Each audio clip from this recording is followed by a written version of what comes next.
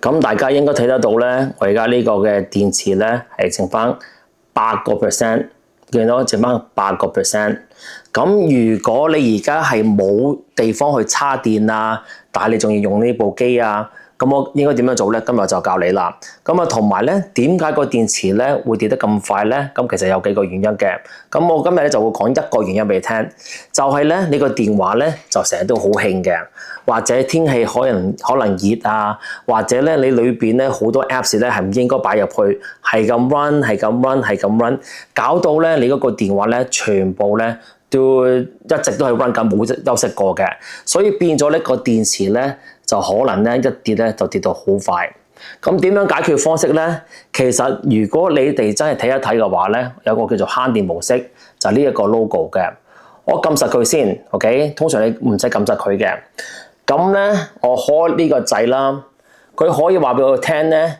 而家咧，如果你用一個最簡單嘅方式去慳電嘅話咧，係剩翻55分鐘。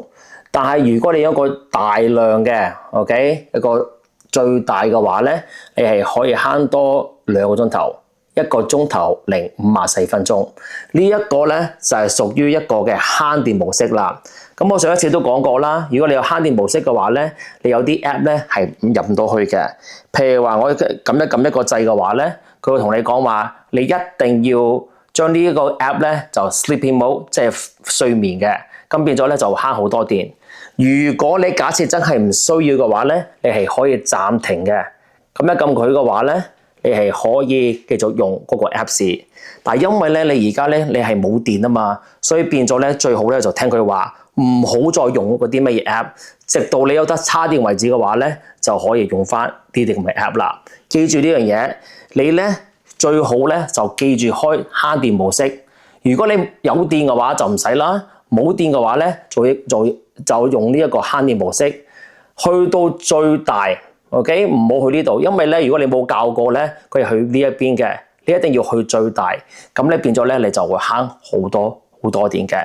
記住呢樣嘢，呢一個就叫做慳電模式。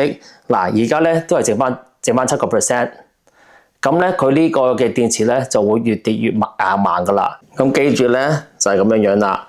記住去一個叫做最大慳電模式，你真要撳入去啦，先去 select 呢一個，因為如果你冇撳入去嘅話咧，佢一出嚟咧就係呢一個，唔係呢一個嘅。